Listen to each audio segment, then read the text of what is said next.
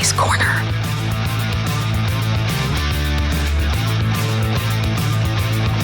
Master Podcast Pontificator.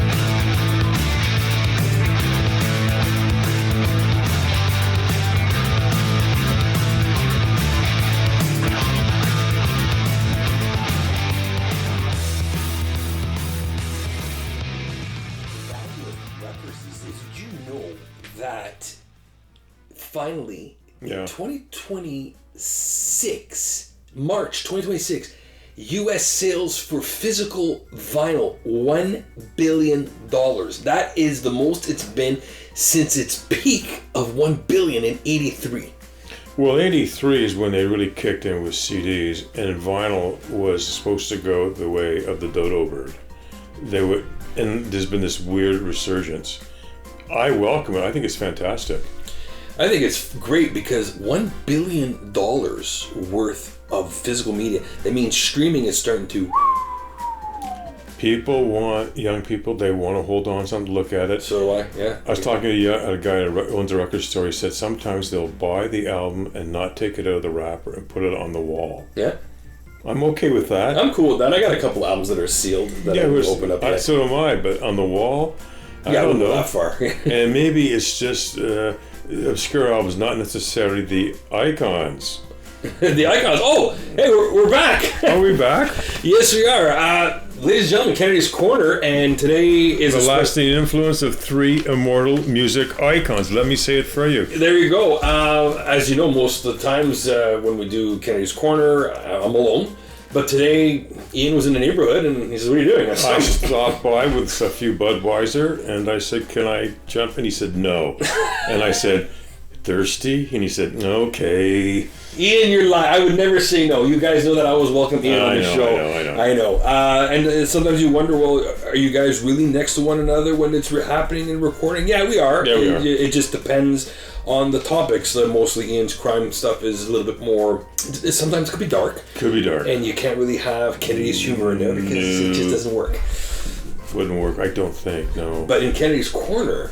I always welcome Dr. Clark's peanut gallery comments. Peanut gallery? I'll take it. What the hell? So what are you doing today? So I am doing exactly the way you labeled it for me, friend, because Ian took a look at my notes and he says, Kennedy, why not call it the lasting influence of three immortal music icons? Why not call it what it is, buddy? Call it what it is. So, as most of you know, I've guest hosted on podcasts, and I was on a recent podcast as a co-host with our dear friend Chad Weiss from the Paradise City and Nobody's Somebody's podcast. It's a great show and very metal based on today's metal and beyond, along with the classic metal and some of the obscure stuff that I've never heard but learned to appreciate. I did mention that Ozzy's death was a bigger impact than Elvis and John Lennon combined. Now, there was no hate on the show. There was much love, as this is a metal world, and metal fans have been known to be the best fans and very understanding. You gotta understand, when I went on that show, it was not too far after that Ozzy had passed, and everyone knows with previous photos I posted, especially with my late dog, it was always my dog and an Ozzy album around. Where I went with this comment is, again, purely my opinion and actual sentiment. Sure. For the record, without Elvis and Lennon with the Beatles, I want to clarify that, okay? Because I think Lennon with the Beatles is good. Lennon on his own, There is no music that I love today that would be in existence. The music industry needed these two gentlemen to be created, hence it influenced Ozzy. It is true, he was a huge Beatles fan. And there he formed Black Sabbath with Tony Iommi. And new metal was born, then Ozzy on his own solo work with his band Blizzard of Oz. The metal we love today was formed, and it still rocks. The unfortunate part, due to my age and the era I grew up in, when Elvis passed, I was not even on Earth. When Lennon passed, I was barely opening my eyes. It's where was Ozzy in his prime, where I was able to see him in the flesh on TV, movies, videos, purchase his physical music when it came out. As for Elvis and Lennon, it's what my parents introduced me to and archival footage. And also my friendship with Dr. Clark, who helps me out. I was not anywhere close to the age to purchase their physical media, as I was not present. Now, I own physical media of all these three legends, and today we're going to talk about the importance and influence of each Elvis, John, and Ozzy. And I'm happy to have Dr. Clark. Sure, I'll pitch in where I can, buddy. Pitch in on some stuff for Kennedy's Corner. So, Elvis Presley had a profound impact on a wide range of artists across various music genres. Iconic figures such as the Beatles, Bruce Springsteen, and David Bowie have all acknowledged him as a significant source of inspiration. Additionally, other notable artists like Michael Jackson, Elton John, and Bob Dylan have also been influenced by his work. His reach can be seen in nearly every major entertainer from the latter half of the 20th century and continues to resonate today. Ian, I'm actually surprised that Bob Dylan would actually admit this. Dylan's an interesting cat. For instance, he loves Ricky Nelson. And Ricky Nelson was one of those guys that really did battle for respect. And Dylan said, no, he's the real thing. Dylan is a kind of controversial sometimes, but yeah, famously John Lennon said, before Elvis there was nothing, and it was true. It was just guys playing washboard stuff in country music. Elvis was one of the gods. Now, who was before Elvis? Was Chuck Berry was before? A little bit after. And Buddy Holly. Buddy was a little bit after. Was he? Yeah, Elvis really broke in 55. Okay, all right. Yeah.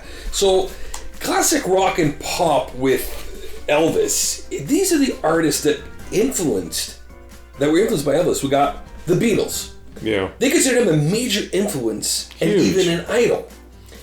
Bruce Springsteen, Ian's favorite artist, was inspired to get his first guitar after seeing Presley on the Ed Sullivan Show, who, by the way, Ed Sullivan's been inducted into the Rock and Roll Hall of Fame for 2026. Really? Okay. Yeah. David Bowie, he acknowledged Presley's impact on his own career. Sure. Mick Jagger was influenced by Elvis' stage presence and performance. Sure he was. John Lennon famously said, "Nothing really affected me until I heard Elvis. If there hadn't been an Elvis, there would have been no Beatles." Well, you know what? I thank you, Elvis, for being around, because who doesn't like the Beatles? And if you don't like the Beatles, you still have to acknowledge how awesome they were. That's true. Michael Jackson was inspired by Elvis's iconic status and performance style, and I could see that. Well, he married his daughter. Yeah, that too, and the whole gyrating hips that Elvis had that you weren't allowed to show back then on TV, right, Ian? Because it was considered taboo. Elvis the pelvis, no. It was taboo. Elton John said that when we were kids growing up in Liverpool, all we ever wanted to be was Elvis Presley. Maybe not Liverpool. Well, that's what he wrote. Country and rockabilly, we got Johnny Cash. He was influenced by Presley. They were buddies. It was that $1 Million Quartet. They were pals. Yeah, him, Jerry Lewis, and... Jerry Lee Lewis, not Jerry Lewis. That which is not a good thing. Lady! Hey, Dean, I made a boo-boo. So you got Johnny Cash that was with him. There was Jerry Lee Lewis, Carl Perkins, yeah. That's it, Carl Perkins. Thank you very much. Dwight Yoakam, who's one of my favorite country artists, is a modern artist with roots in traditional country who has been influenced by Elvis Presley. And you could hear some country in Elvis. There's some. Yeah. And here we go, Ian. Buddy Holly. Buddy Holly, I was an amazing artist. Bless Buddy Holly. He's only 21 incredibly 21 when he died. The influence there, he was from Lubbock, Texas, and Presley was born pretty nearby. So yeah, I think of Buddy Holly. It's almost like a new country in many ways. It is. And Jimi Hendrix was influenced by Elvis's guitar work and stage presence. Yeah, I mean, Hendrix, he brought it all together. It's true. Elvis wore like gold suits. And take a look at Hendrix. I saw Jimi Hendrix costumes at the Rock and Roll Hall of Fame maybe 10 years ago. He had gorgeous clothes, very Elvis. And Carrie Underwood, as a country singer, she was among many modern artists who credit Elvis for inspiration. Oh, sure. Why not? So now we're going to get to Ian's good buddy here, John Lennon. Yeah. His impact as a songwriter, artist, and activist has influenced a wide range of musicians across multiple genres and generations. True. Artists that have been influenced by John Lennon include Oasis, Again, they just got into the they were like this year. when the mini-me's when they first started They out. look like the Beatles for crying out loud. Well, the production on what was the name of that funny album? There's a really catchy title that Oasis had. Well, there was What's the Story, Morning Glory. That's it. And then Definitely Maybe came before, I believe. Morning Glory. The production sounds like George Martin. It's very Beatles. Well, you know who the drummer was? No, Ringo's son. was it really on that? Yes. Hey, maybe it didn't fall far from the tree, right? So Noel Gallagher has frequently cited Lennon's songwriting and authenticity as foundational to his own work. Mm-hmm. U2, the band, has openly cited Lennon as a major influence, particularly his messages of peace and social justice that shaped their activism through music. Sure.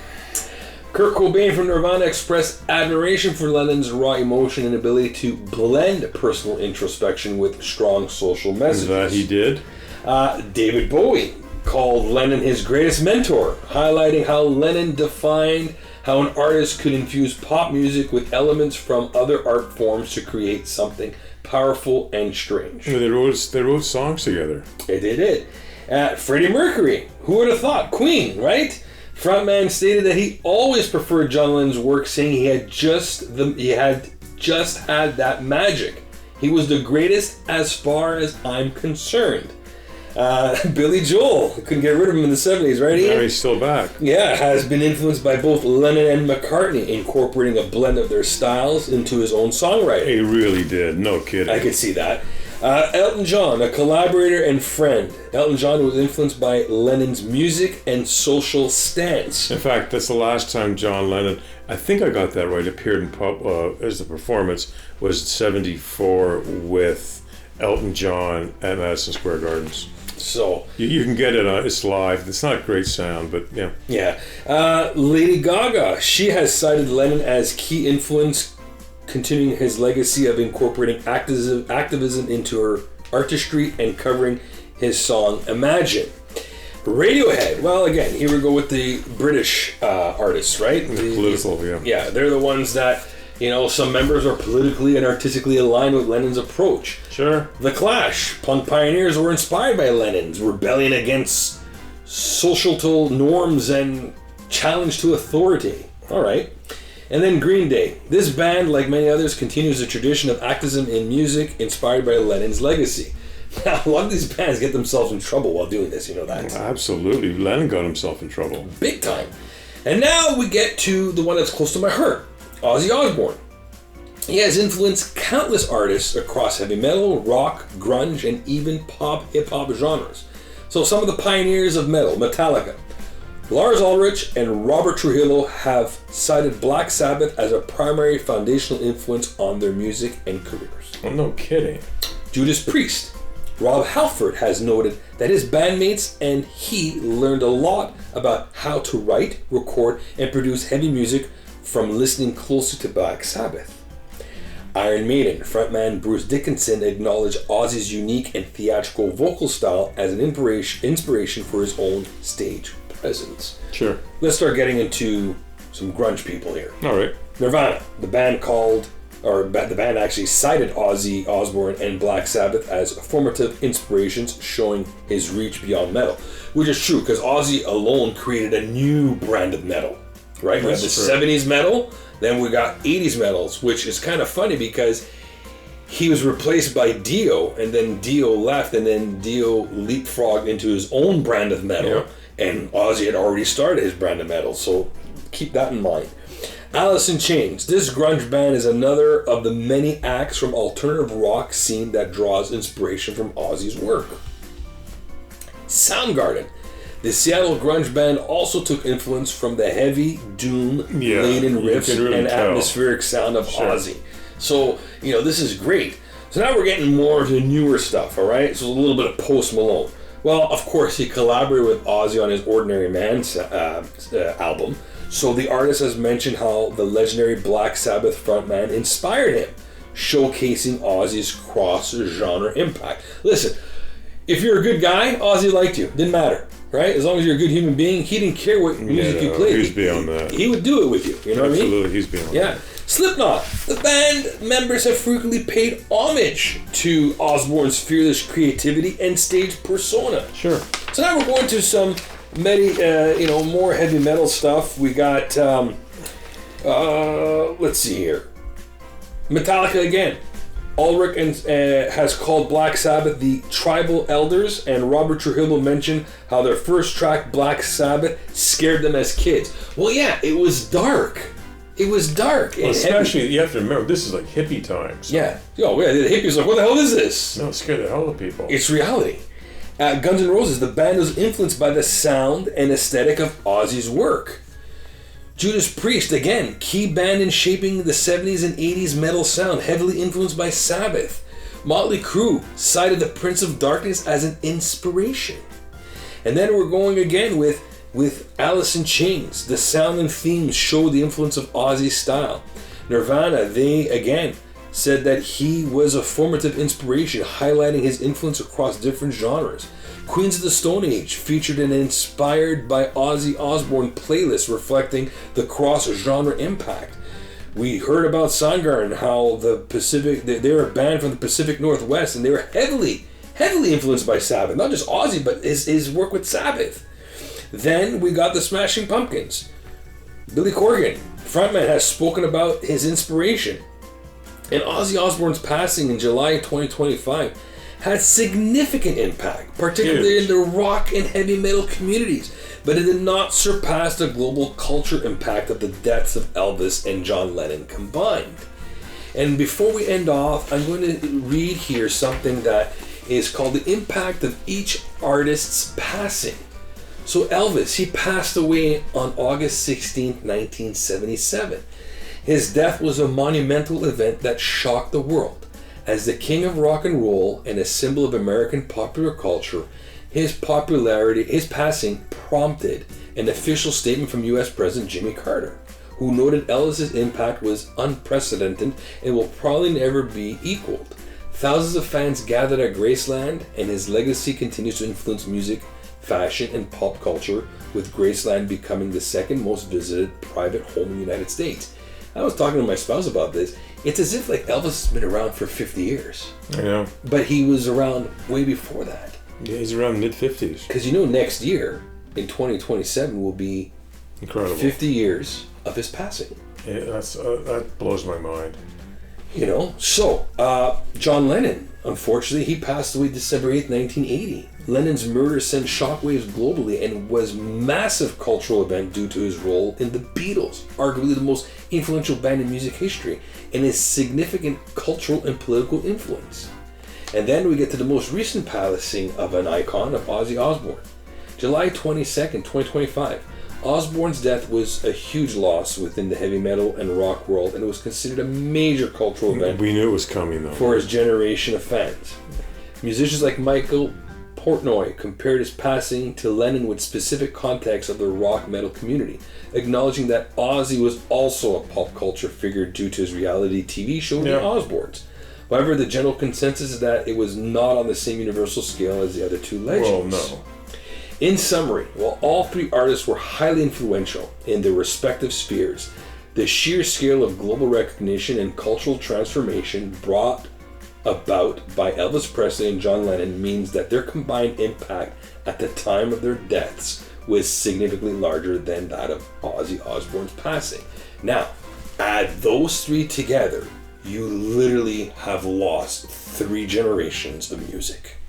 Yeah, I mean, it's been said there's 3 great, in terms of music, in the 20th century, 3 great pop figures.